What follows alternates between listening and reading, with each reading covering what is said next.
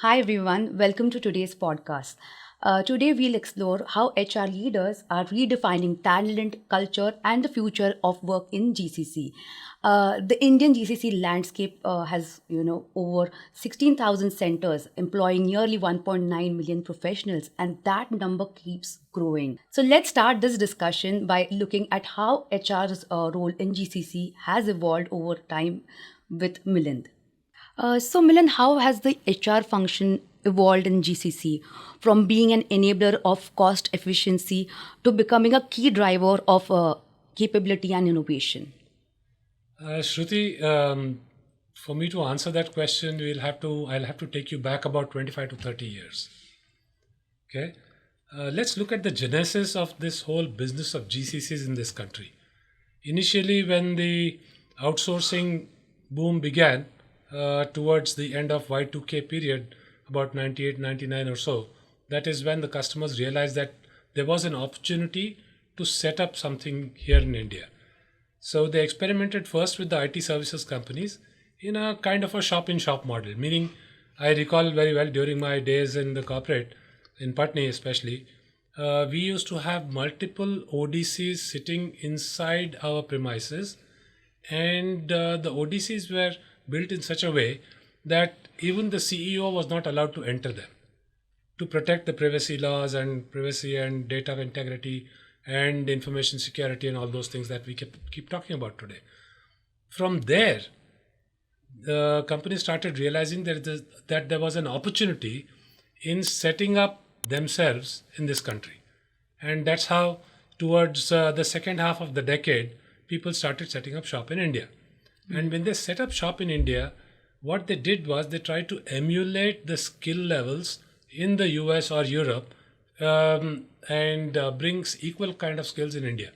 Okay. Meaning they went out and hired people at the middle of the pyramid, and these guys who were morphing towards becoming managers started going back to being technical again.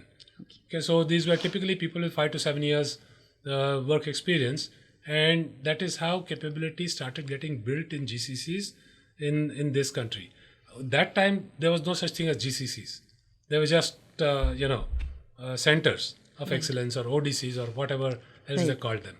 From there, once they started building up in India, they realized that it was very hard to attract and retain talent. Attract because people did not know them as much as they did the Indian companies. Meaning, you might be a global brand, but no one in this country knew you so well as to take a risk of joining you.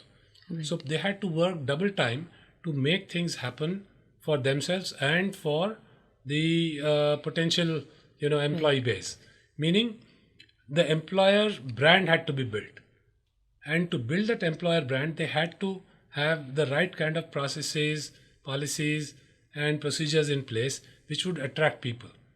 And it was not just enough to put it on paper, but they also had to actually walk the talk in terms of executing that effectively. Once they started doing that, that is when employees realized that, well, there is something of value here, I should go out there, because that's when the true globalization started as well in the tech sector. This was around middle of 2000 2000s or so. And that led to the state that we are in today, where people are more interested in joining global brands as opposed to services companies, although the kind of work that they produce is pretty much similar. Right. Okay. Now, when it comes to cost arbitrage, people realize that yes, instead of paying one of the Indian IT services companies, why don't I do it myself? That was the initial thought process, right? However, over a period of time, costs have also started getting leveraged now to the extent that cost arbitrage in India, while it is there, it is more a skill and capability arbitrage that we are talking about. Right. Europe and US doesn't have the kind of skills that they need today. That is why you see so much of ruckus, so much of noise being made in the US right now about insourcing and instead of outsourcing and offshoring and all of that stuff. So HR capability also had to be built according to the need of the hour. In that sense, what the companies did was they tried to replicate everything from US into India or Europe into India. and that did not work very well. So they had to localize to some extent, which we can talk about it in detail further on. So that's such an interesting journey from cost-focused operations to strategic capability builders. I think I would love to know more about that. So my next question to you is, what are some of the innovative approaches a GCC is using to attract talent and also retain high-quality talent, especially in competitive tech domains? Great question, Shruti. There are several elements to this. See, the single most important aspect that companies are covering today is defining their EVP, meaning employee value proposition.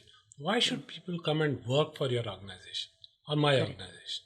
That becomes the question. Right. What is it that ties them in? What is the hook there in terms of making them first get them inside and then hold them back in there?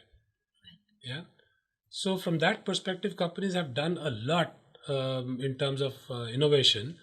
I.e., they started off by, especially after pandemic, they started off with continuing with the hybrid working model.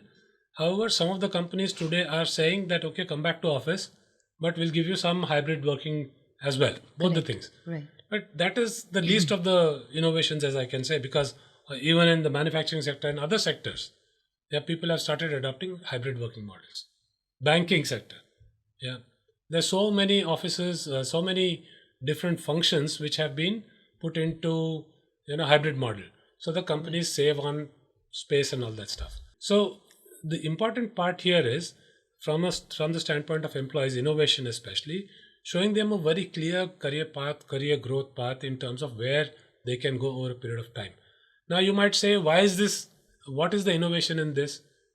Isn't everybody showing that? Yes, everybody is showing that. But many a time, it is just a lip service for what really happens. Whereas in many of the GCCs, people are using not just technology, but also the domain to help people grow in their careers. That is one aspect. Then, of course, most of the GCCs today have a very strong DEI kind of a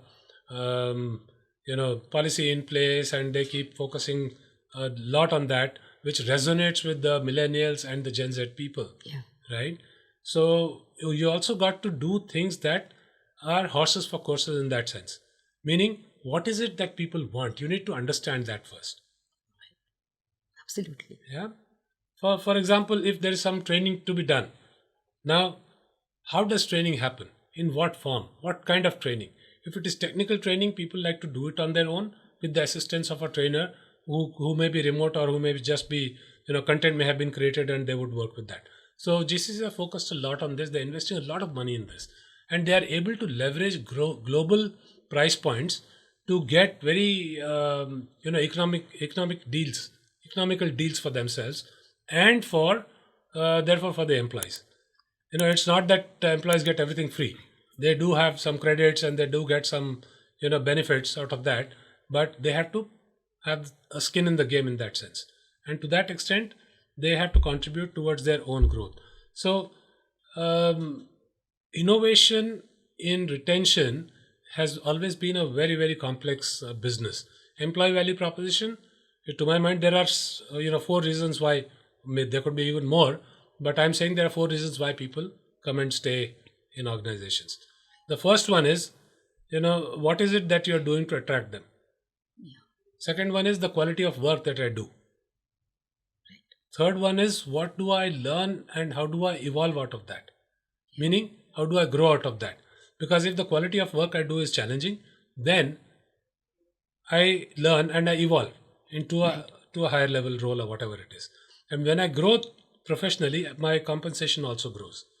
Yeah, that's so fascinating, to see how the employee value proposition now combines all flexibility, growth, and purpose. And also with that, I would like to know, how do GCC HR leaders foster a cohesive culture that mirrors the parent organization and while being still locally relevant? Right. Thanks, Shruti. I think that this is a subject that is very close to my heart, because I believe culture should be the be-all and end-all of any organization. Because when I say be-all and end-all, I don't mean that business comes second. But if you have a good culture, then you have a business. If you don't have a good culture, you don't have a business at all. So that is the fundamental point that I'm making. Now, when we talk about culture, it means different things to different people, right? But to my mind, I think that is the pillar on which the entire organization is built. Absolutely. Because I've created a model actually which says that values which actually drive culture are the base of the organization. That's the foundation of the organization. On that rests the vision, and then the mission, and then everything else beyond that. Okay. So when we talk about cultures, it is not just the organizational culture. There are micro cultures within an organization that people need to be very cognizant of. Many a time organizations don't reflect so much on microcultures. Now, in my book, there are 4 types of microcultures. One is at the executive level, the leadership team. They are working with each other on a daily basis, so they are, together, working together all the time. They know how each one of them would respond to or react to whatever is coming at them from wherever. Yeah. Second one is a department level culture. The same guy goes into a department, runs a department or a section, whatever it is, and then that is his behavior, which changes when he is in a leadership role as opposed to being in a team role, right, as a team member. Yeah. So that behavior translates into a different culture within his own organization, meaning within his own department. Then you have individual contributors. People are working on their own. They think in their own way in whatever they, environment they've come from, whatever ecosystem they're living in, and that shapes their thinking and their behavior. So that becomes another culture. And the fourth one is the service providers like HR, finance, marketing, these guys. Right. They are more, service oriented, and therefore their culture is kind of different. Now, having said this, when we talk about cultures, it is also very important to note that the behavior and values, they need to match well. If they don't match well, you have trouble. Yes. Yeah, then values are then only for the walls. They're just sitting on the walls. People are walking up and down the corridor, looking at those values. And the values are looking down at them and laughing, saying that, hey, listen, I'm sitting here, you talk about integrity. Where is your integrity? What kind of integrity are you talking about? Right. So those kind of stories start going around because employees don't believe them.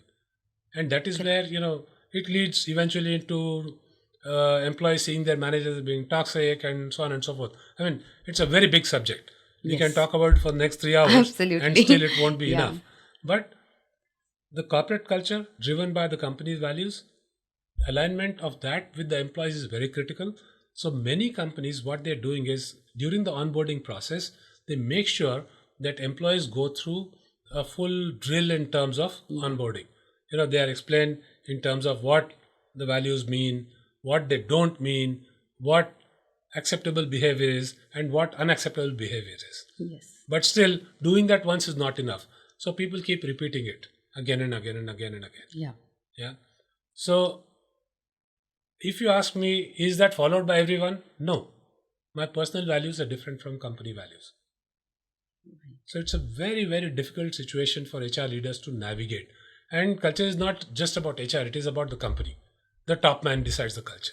Absolutely. Yeah. Whatever the top dog says, that goes on, and that's about it.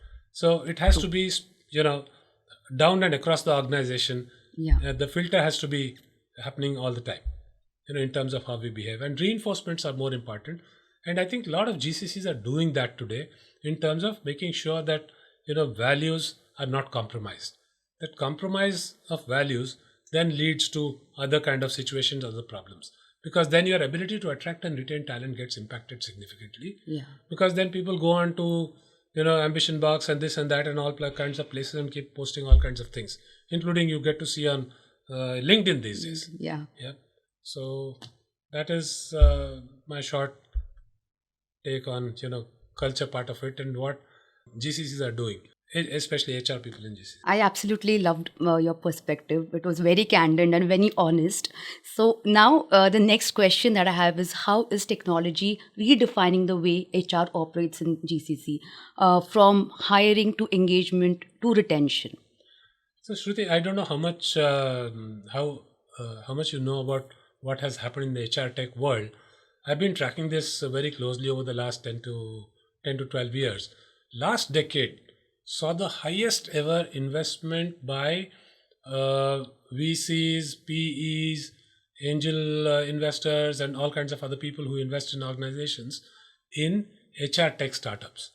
I recall having read that the value was in excess of $50 billion that got pumped in. And people are able to look into the crystal ball and say, okay, HR tech is the one that is getting left behind, so we need to do something about it.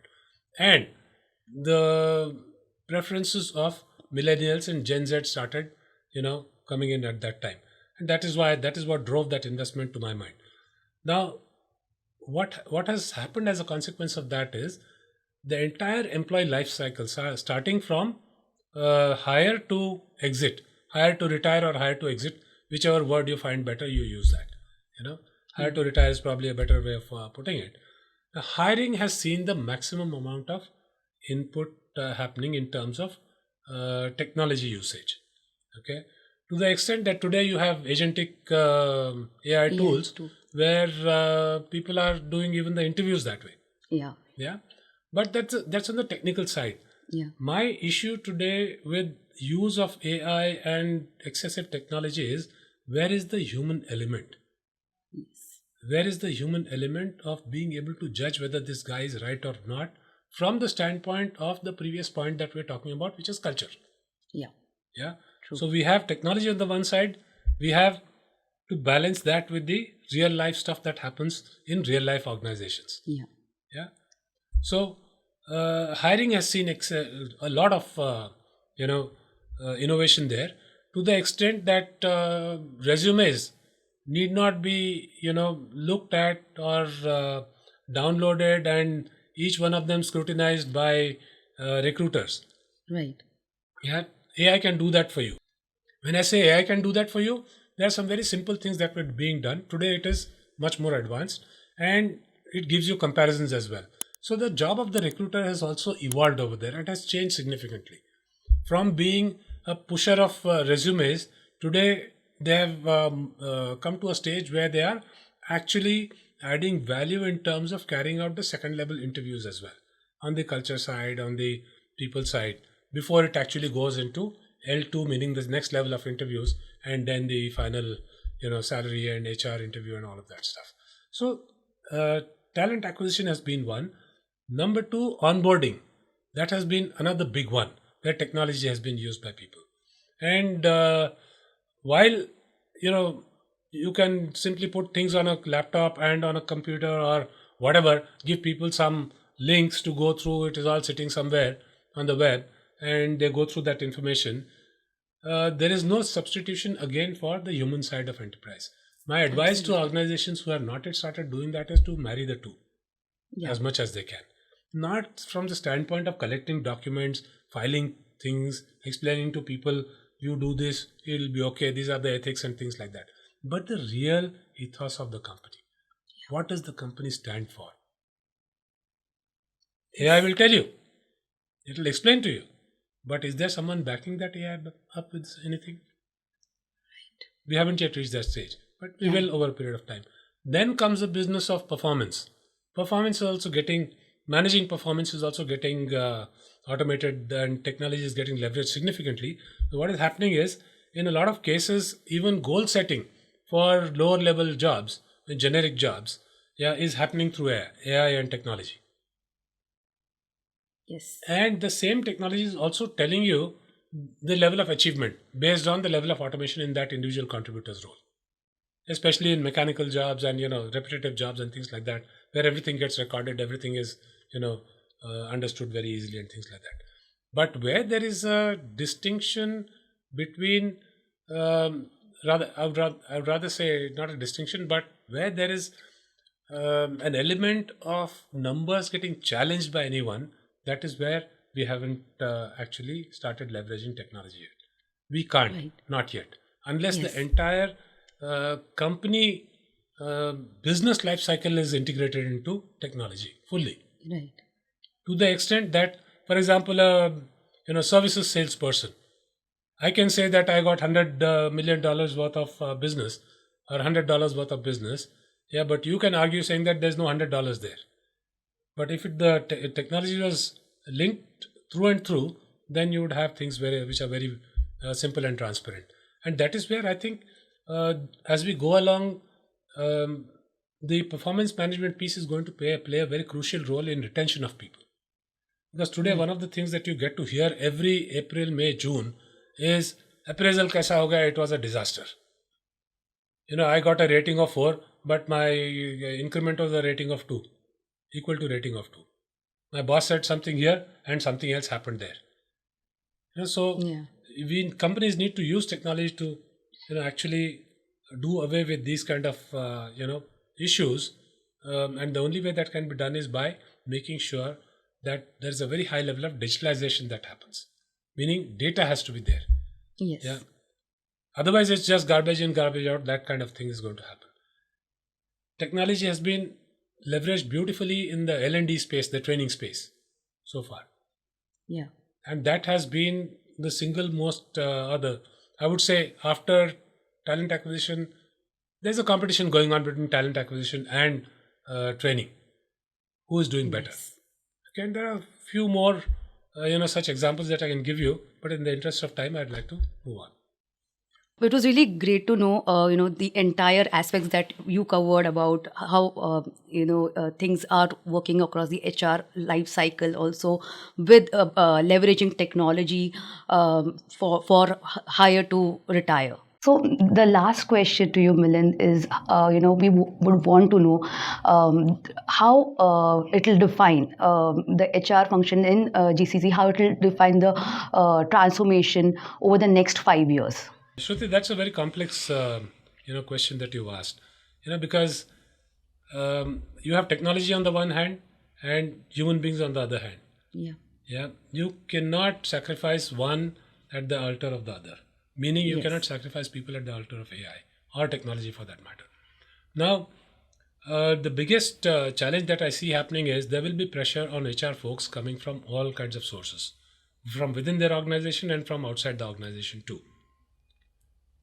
To introduce newer and newer systems, processes, methods that will make sure that the company operates more efficiently, in other words, in a more profitable way by cutting costs and doing all those kinds of things. Yeah. But HR folks need to bear in mind, and GCC folks as well, because something that happens in the US very easily, something that happens in Europe very easily, cannot happen in this country very easily. Yeah. We are very emotional people. Yeah, absolutely. Yeah, losing a job is seen as a disgrace. Yeah. Yeah, in this country. Whereas losing a job in the US or Europe, I got laid off. So what's the big deal? That's the kind of thing. Yeah, that happens. But again, out there too, they are human beings. Out here too, we are human beings. Yes. And there are people dependent on us. And, quote unquote, you have EMIs to support as well. So that is another baby that I call of people. Yeah, that's the third baby that people have. Yeah, those are EMIs. And HR people need to be strong enough to push back when required and say, no, this is going to negatively impact employee morale, employee sentiment, and employee well-being, and therefore I'm not going to implement this. But having said that, AI is here to stay. It's not going anywhere. Regardless of how much I wish that it wasn't there, yeah, it's going to be here. Not just now, but forever, for eternity. At least during all of our livelihoods until they take over this planet completely in every which way. Now, having said that, few things that people need to be cognizant of is, how are we using AI? Especially HR folks, how are the companies using AI? Are there any ethical boundaries that are getting breached? Ethical boundaries meaning not from a wrongdoing perspective, but from the perspective of people and the impact on those people. Remember, in this country especially, we have 1.4 billion people, 140 crore people, probably going on to 150 crore now. Yeah. And 150 crore people is a lot of people. True. More than 70% of the country is below the age of 40. 35, 37 and 40. Something of that kind. Yeah, if any of those people get impacted, imagine the amount of chaos that you would have out here in this country. Not just inside organizations, but also on the streets. Absolutely. What you get to see, happening in some other countries may happen here if those kind of implications were realized, Yes. negative implications. Now, opportunities are there to improve employees, their well-being, their career growth. All of those things can be looked at in a positive way. Yeah, but we got to also look at how it is helping the company outgrow the competition in that sense. So where does that come from? The outgrowing the competition and that sort of thing. In my view, what is happening is those who are leveraging AI and technology, ahead of the curve, ahead of other people who are able to look into the future and say that this is where it is going, they are probably at times jumping the gun. I would request them to take a step back, look at it calmly, and then decide. Because all the HR processes, may not always result in good employee experience. Because at the end of the day, the employee experience is more important. That's why I keep harping on the human side of the enterprise and, people being people. We are emotional people, especially Indians. There's no substitution or substitute for the human interaction. Machine interaction is fine. Machine says no. So, okay, no. But why no is something that I want to know. Again, I need a human to, help me with that. Yes. That marriage, how is HR going to bring that about is something that, time will tell us. But I think the people need to sit back, reflect on that, and take very measured calls while implementing technology. It's doing the thing that everybody else is doing. It's fashionable. So that's a nice thing to do. Those are good talking points, but they're not necessarily the most effective ways of dealing and managing people, especially when you have such a huge cohort of 70-75% of the people below the age of 40 in this country. Absolutely. Look at them would be my 2 cents on that. Thank you. Thank you so much for sharing your insights today, Milind. It was a pleasure to hear you. And thank you so much for coming here. Thanks, Shruti. It was wonderful interacting with you. Hope to see you soon.